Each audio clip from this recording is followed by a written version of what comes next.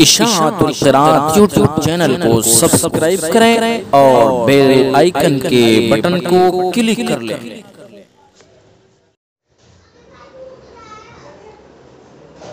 السلام علیکم ورحمۃ اللہ وبرکاتہ۔ بسم اللہ الرحمن الرحیم۔ آج کی کلاس اصول التجوید حصہ دوم، اصول التجوید حصہ دوم کے اندر اعوذ باللہ اور بسم اللہ کا بیان چل رہا ہے، اور اعوذ باللہ اور بسم اللہ کے بیان کے اندر گزشتہ سبق ہمارا جو گزرا تھا وہ یہ گزرا تھا کہ اگر قرآن پاک کسی سورت کے درمیان سے پڑھنا شروع کرے تو اس وقت اعوذ باللہ اور بسم اللہ کی کتنی صورتیں نکلتی ہیں۔ تو مختصراً میں پھر عرض کر دوں، پچھلا سبق اور پھر آج کا سبق پڑھیں گے کہ قرآن پاک اگر کسی سورت سے پڑھنا شروع کرے تو اعوذ باللہ اور بسم اللہ کی 4 صورتیں نکلتی ہیں، اور وہ چاروں صورتیں جائز ہیں۔ اور اسی طرح سے اگر قرآن پاک کسی سورت کے درمیان سے پڑھنا شروع کریں اور اعوذ باللہ اور بسم اللہ دونوں پڑھیں، اس وقت بھی 4 صورتیں نکلتی ہیں، لیکن یہ چاروں صورتیں جائز نہیں ہیں، بلکہ ان میں سے 2 صورتیں جائز ہیں اور 2 ناجائز ہیں۔ جائز کون سی ہیں؟ جائز وہ ہیں کہ جن کا آیت سے فصل ہے، یعنی فصل کل، وصل اول، فصل ثانی، یہ 2 صورتیں جائز ہیں، اور 2 صورتیں ناجائز ہیں جن کا آیت سے وصل ہے، یعنی وصل کل اور ایک فصل اول وصل ثانی، یہ 2 صورتیں ناجائز ہیں، اور 2 صورتیں فصل کل، وصل اول، فصل ثانی، یہ دونوں جائز ہیں۔ یہ تو اس وقت ہے کہ اگر کسی صورت کے درمیان سے پڑھنا شروع کرے اور اعوذ باللہ بسم اللہ دونوں پڑھیں، لیکن اگر صرف اعوذ باللہ من الشیطان الرجیم سے پڑھنا شروع کریں، بسم اللہ نہ پڑھیں، تو اس وقت کتنی صورتیں نکلتی ہیں؟ اس وقت صرف 2 ہی صورتیں نکلتی ہیں، اور دونوں جائز ہیں، فصل اور وصل دونوں جائز ہیں، فصل اور وصل۔ لیکن دوسری صورت جو ہے وصل کے لیے یہ شرط ہے کہ اگر اعوذ باللہ سے پڑھنا شروع کریں اور جس آیت سے پڑھنا شروع کر رہے ہیں اس آیت کے شروع میں اللہ کے پاک ناموں میں سے کوئی نام نہ ہو، یا کوئی ایسا لفظ نہ ہو کہ جس سے اللہ کی ذات کی طرف اشارہ ہوتا ہو۔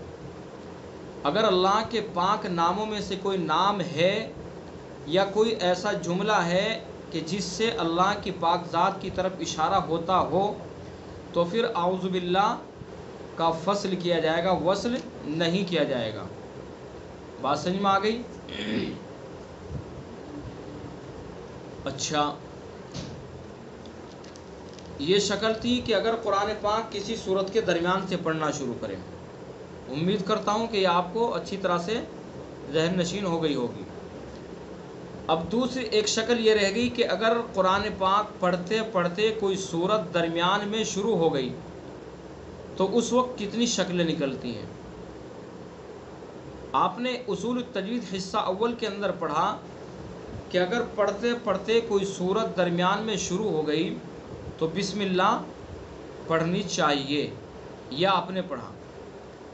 اچھا، یہاں یہ ہے اس کے اندر کہ اگر پڑھتے پڑھتے کوئی صورت درمیان میں شروع ہوتی ہے تو اس وقت بھی 4 صورتیں نکلتی ہیں، فصل کل، وصل کل، فصل اول، وصل ثانی، وصل اول، فصل ثانی، وہی 4 صورتیں، لیکن ان میں سے 3 جائز ہیں اور 1 ناجائز ہے۔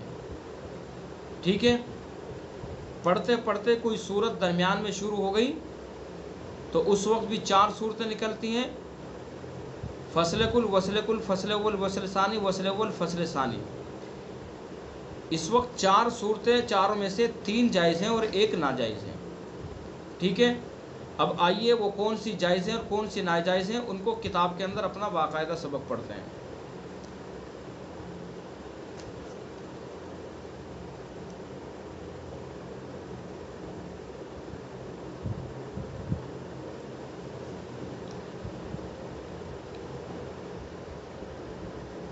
یہ لیجئے آج کا سبق۔ اور اگر پڑھتے پڑھتے کوئی صورت بیچ میں شروع ہو گئی تو اس صورت میں، اس حالت میں بھی 4 صورتیں نکلتی ہیں۔ چاروں صورتیں وہی ہیں: فصل کل، وصل کل، فصل اول، وصل ثانی، وصل اول، فصل ثانی۔ فصل کل کیا ہے؟ یعنی صورت کے آخر اور الرحیم دونوں پر وقف کرنا۔ جس صورت کو آپ ختم کر رہے ہیں اس کے آخر پر بھی وقف کریں، اور پھر بسم اللہ تو پڑھی جائے گی، بسم اللہ پر بھی وقف کریں، اور پھر دوسری صورت کو دوسرے سانس میں شروع کریں۔ یہ ہے فصل کل۔ یعنی مثلاً چلیے پہلے چاروں کو سمجھ لیجئے، پھر قرآن کے اندر ہی ان کو سمجھیں گے عملی طور پر۔ فصل کل وہ ہے کہ یعنی سورت کے آخر اور الرحیم دونوں پر وقف کرنا، ٹھیک ہے۔ نمبر 2 وصل کل، یعنی سورت کے آخر کو بسم اللہ سے اور الرحیم کو سورت سے ملا کر پڑھنا۔ جو سورت آپ ختم کر رہے ہیں اس سورت کا جو آخری لفظ ہے اس کو بسم اللہ سے ملائیں گے اور بسم اللہ کو اگلی سورت سے ملا کر پڑھیں گے۔ یہ کیا ہو گیا؟ یہ ہو گیا وصل کل۔ نمبر 3 فصل اول، وصل ثانی، یعنی سورت کے آخر پر وقف فصل اول اور الرحیم کو سورت سے ملا کر پڑھنا، ٹھیک ہے۔ یہ ہے فصل اول، وصل ثانی، سورت کے آخر پر وقف۔ جو سورت آپ ختم کر رہے ہیں اس کے آخر پر وقف کر دیں اور الرحیم کو یعنی بسم اللہ کو سورت سے ملا کر پڑھیں۔ یہ تیسری صورت ہے۔ اور چوتھی صورت وصل اول، فصل ثانی، یعنی سورت کے آخر پر وصل اور الرحیم پر وقف کرنا۔ بات سمجھ میں آ رہی ہے؟ جو سورت آپ پڑھ رہے ہیں، جس سورت کو آپ ختم کر رہے ہیں اس سورت پر وصل کریں گے، یعنی اس سورت کے آخر کو بسم اللہ سے ملائیں گے اور بسم اللہ پر وقف کر دیں گے، ٹھیک ہے۔ یہ ہے وصل اول، فصل ثانی۔ ان میں سے پہلی 3 صورتیں جائز ہیں، جن میں سے فصل اول، وصل ثانی بہتر ہے، اور چوتھی صورت جائز نہیں۔ بات سمجھ میں آ رہی ہے؟ 3 صورتیں تو جائز ہیں، کون کون سی؟ فصل کل، وصل کل، فصل اول، وصل ثانی، یہ جائز ہیں، اور ان میں سے فصل اول، وصل ثانی یہ بہتر ہے۔ یعنی بہتر یہ کہ اس پر عمل کیا جائے، اس کو اختیار کیا جائے۔ جائز تو 3 ہے، اس میں سے جس پر جی چاہے عمل کر سکتے ہیں، جس کو جی چاہے اختیار کر سکتے ہیں، لیکن بہتر یہ ہے کہ فصل اول، وصل ثانی کو اختیار کیا جائے، یعنی سورت کے آخر پر وقف کر دیں اور بسم اللہ کو سورت سے ملا کر پڑھ دیں، یہ صورت بہتر ہے۔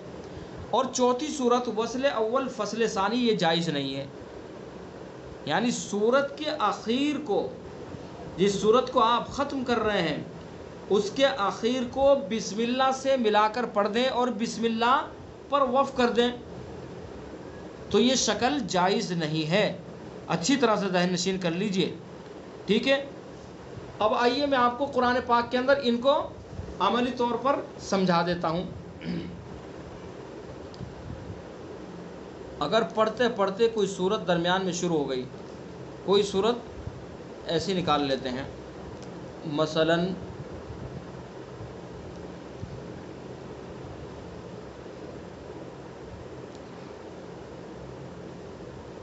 یہ لیجئے، یہ مثلا ہم سورہ بقرہ ختم کر رہے ہیں، سورہ بقرہ ختم کر کے آگے سورہ آل عمران کو شروع کر رہے ہیں، تو اب یہاں 4 صورتیں نکلیں گی، ان 4 میں سے 3 جائز ہیں اور 1 ناجائز ہے، ٹھیک ہے۔ پہلی کیا ہے؟ فصل کل۔ فصل کل کس طرح پڑھیں گے؟ مثلا ہم پڑھ رہے ہیں انت مولانا فانصرنا علی القوم الکافرین، بسم اللہ الرحمن الرحیم، الف لام میم، یہ ہے فصل کل۔ سورت کے اخیر پر بھی وقف کر دیا کافرین پر، اور بسم اللہ الرحمن الرحیم اس پر بھی وقف کر دیا، اور سورت کو پھر الگ سے شروع کر دیا الف لام میم، یہ ہے کیا؟ فصل کل۔ دوسری صورت ہے وصل کل۔ وصل کل کس طرح پڑھیں گے؟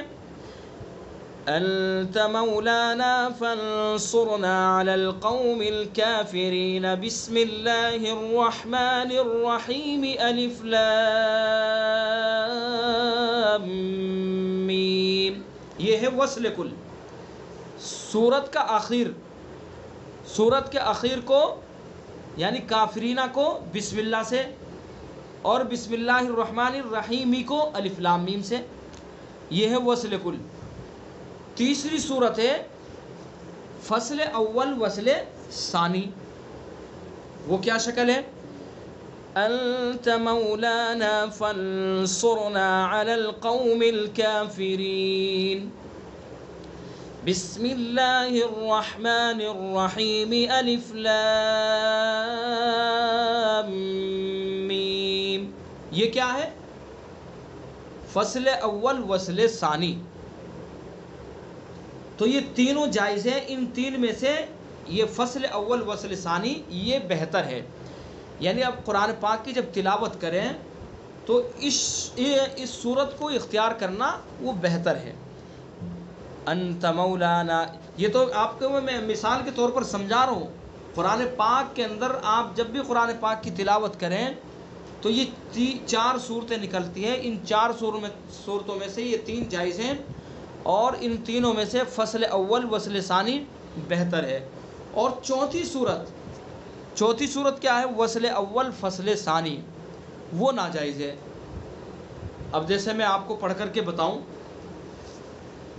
انت مولانا فانصرنا علی القوم الکافرین، بسم اللہ الرحمن الرحیم، الف لام میم، یہ کیا ہے؟ فصل اول وصل ثانی نہیں، وصل اول فصل ثانی ہے یہ، تو یہ صورت جائز نہیں ہے، یعنی صورت کے آخر کو بسم اللہ سے ملا کر کے اور بسم اللہ پر وقف کریں گے تو یہ صورت جائز نہیں ہے۔ بات سمجھ میں آ گئی؟ تو یہ ہے چار صورتیں، ان چار صورتوں میں سے تین صورتیں جائز ہیں، اور ایک صورت وصل اول فصل ثانی جائز نہیں ہے۔ بات سمجھ میں آ گئی؟ تو وہی سب چیزیں یہاں پر سمجھائی گئی ہیں۔ ان میں سے پہلی تین صورتیں جائز ہیں، جن میں سے فصل اول وصل ثانی بہتر ہے، اور چوتھی صورت جائز نہیں۔ لیکن اگر پڑھتے پڑھتے سورہ برات شروع ہو جائے تو وہاں یہ تین صورتیں جائز نہیں، بلکہ وہاں دوسری تین صورتیں ہوں گی۔ سورہ برات جو سورہ توبہ ہے 10ویں سپارے کے اندر، اگر ہم پڑھتے پڑھتے سورہ انفال ہم ختم کر رہے ہیں اور سورہ برات شروع کر رہے ہیں تو پھر وہاں یہ تین صورتیں نہیں نکلیں گی، یہ جائز نہیں ہوگی تین صورتیں، بلکہ وہاں الگ سے تین صورتیں ہیں۔ وہ کون سی ہیں تین صورتیں؟ وقف، وصل، سکتہ، جس پر جی چاہے عمل کریں مگر وقف بہتر ہے۔ یہ اس وقت ہیں جب کہ سورہ برات شروع ہو جائے۔ تو یہ جو صورتیں ہیں جو جائز ہیں، اگر پڑھتے پڑھتے کوئی صورت درمیان میں شروع ہو گئی اس وقت چار صورتیں نکلتی ہیں، چار صورتوں میں سے تین جائز، فصل کل، وصل کل، فصل اول، وصل ثانی۔ لیکن یہ تین صورتیں اگر پڑھتے پڑھتے سورہ برات شروع ہو جاتی ہیں تو پھر یہ تین صورتیں جائز نہیں ہیں۔ اور کیوں جائز نہیں؟ آپ نے اصول التجوید حصہ اول کے اندر پڑھا تھا کہ اگر پڑھتے پڑھتے سورہ برات شروع ہو گئی تو وہاں بسم اللہ نہیں پڑھی جائے گی، تو اس وجہ سے یہ تین صورتیں وہاں جائز نہیں ہوگی، بلکہ وہاں الگ سے تین صورتیں نکلتی ہیں، اور وہ تینوں جائز ہیں، جس پر جی چاہے عمل کر سکتے ہیں، وقف، وصل، سکتہ۔ ٹھیک ہے؟ اس کو بھی میں آپ کو عملی طور پر سمجھا دیتا ہوں۔ دیکھیں سورہ برات 10ویں سپارے کے اندر، سورہ توبہ، یہ ہے سورہ توبہ، اب ہم سورہ انفال پڑھ رہے ہیں. سورہ انفال ہم نے ختم کیا. ہم نے پڑھا وَأُولُو الْأَرْحَامِ بَعْضُهُمْ أَوْلَى بِبَعْضٍ فِي كِتَابِ اللَّهِ إِنَّ اللَّهَ بِكُلِّ شَيْءٍ عَلِيمٌ. بَرَاءَةٌ مِّنَ اللَّهِ وَرَسُولِهِ إِلَى الَّذِينَ عَاهَدتُّم مِّنَ الْمُشْرِكِينَ.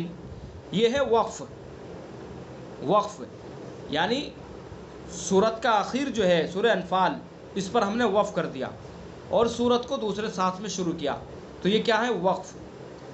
اور دوسری ہے وصل ہوئے کہ ملا کر کے پڑھیں گے ان اللہ بکل شیء علیم براءۃ من اللہ ورسولہ الی الذین عاہدتم من المشرکین. یہ کیا ہے؟ وصل. اور تیسری صورت ہے سکتہ کہتے ہیں کہ آواز بند ہو جائے اور سانس جاری رہے.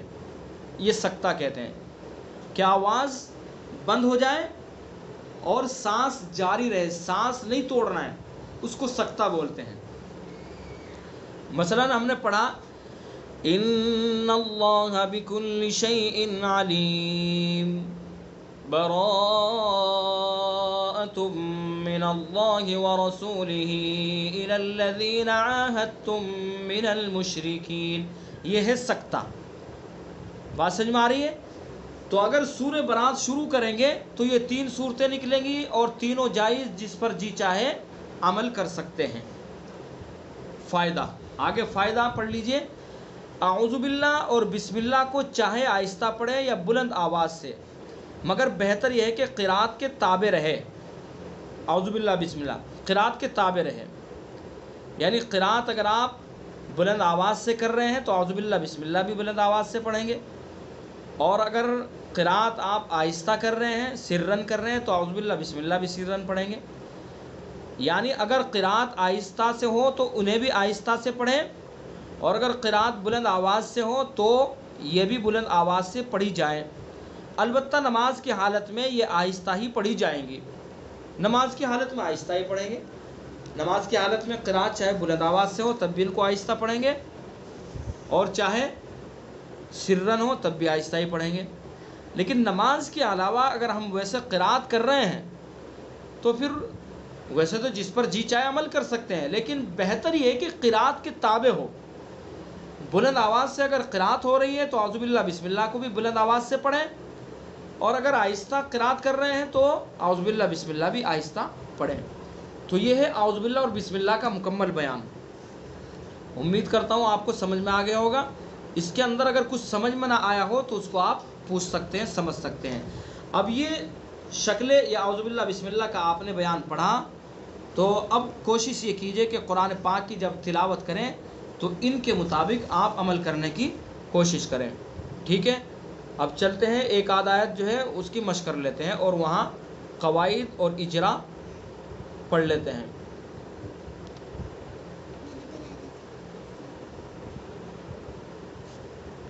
سورہ بقرہ یعنی پہلے پارے کی ہم مشق کر رہے ہیں اور ایک ایک 2 آیت پڑھ رہے ہیں، اور الحمدللہ 4 آیتیں ہم پڑھ چکے ہیں اور اس کے اندر جو قواعد ہیں ان قواعد کا اجرا کر چکے ہیں. اب آگے اگلی آیت اس کی مشق کرتے ہیں اور اس کے اندر جو قواعد ہیں ان کو دیکھتے ہیں اور اس کو کس طرح سے پڑھیں گے اس کے اوپر غور کرتے ہیں.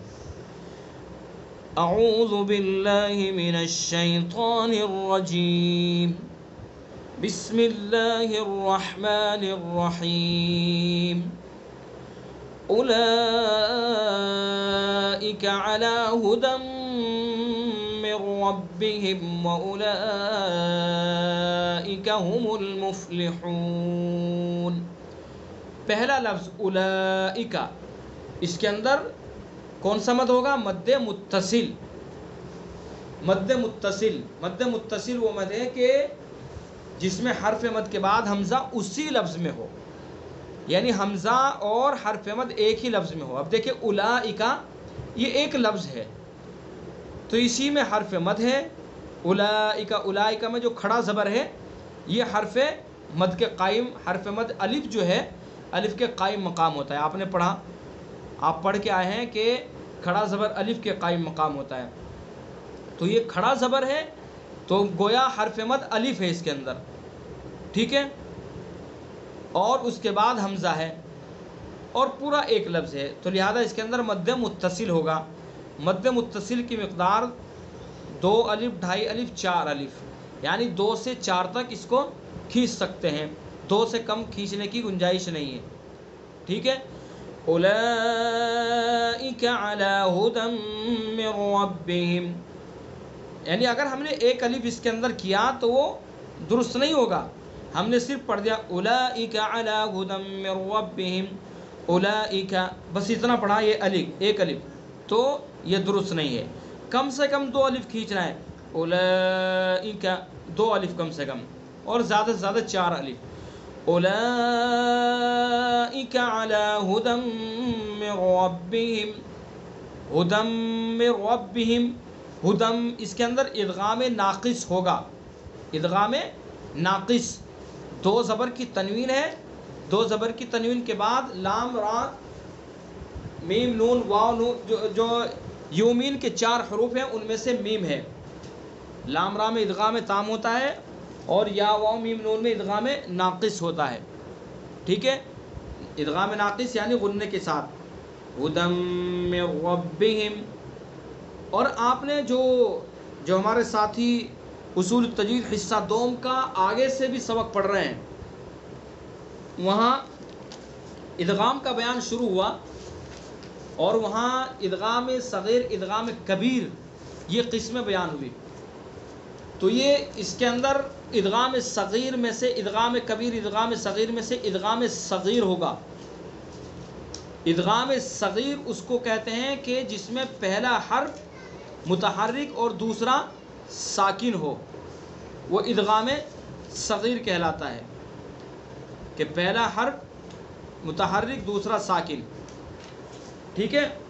اور ادغام کبیر کہ جس میں دونوں حرف متحرک ہو، پہلے کو ساکن کر کے دوسرے میں ادغام کرنا. بہرحال ھدم میں ادغام ناقص ہے، غنہ کریں گے. من ربہم، من ربہم اس کے اندر ادغام تام ہے، نون ساکن کے بعد را ہے لام را میں سے، تو ادغام تام، اس میں غنہ نہیں کریں گے، مکمل ادغام کر دیں گے، یعنی نون ساکن کو بالکل سائلنٹ کر دیں گے. من ربہم، بات سمجھ میں آ گئی.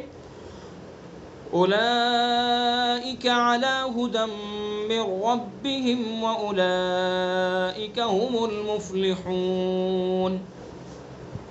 من ربہم، ہم میم ساکن ہے اور اس کے بعد واو ہے، تو اس کے اندر اظہار ہوگا، اظہار شفوی. اور دیکھیں من ربہم، اس کے بعد جو قاف بنا ہوا ہے یہ وف کی علامت ہے. وف کے بیان کے اندر جو علامتیں آپ کو بتلائی گئیں تو ان میں سے قاف کی علامت بھی تھی. اس کے بارے میں آپ نے پڑھا، اس کے اوپر وف کر سکتے ہیں، لیکن اس کے اوپر وف اس وقت کریں گے جبکہ جو پکی علامتیں ہیں، جو وف کی پکی علامتیں ہیں وہ دور ہو، تو اس وقت اس کے اوپر وف کر سکتے ہیں. اور اگر وہ قریبی ہو تو پھر اس کے اوپر وف کرنا بہتر نہیں ہے. اب یہاں جیسے ہم المفلحون یہ پکی علامت ہے اور وہ قریب ہے، تو اس لیے من ربہم پر وف نہ کرنا بہتر ہے، بلکہ ہم المفلحون پر جا کر کے رکے، ٹھیک ہے. اولئک علی ھدی من ربہم واولئک ھم المفلحون.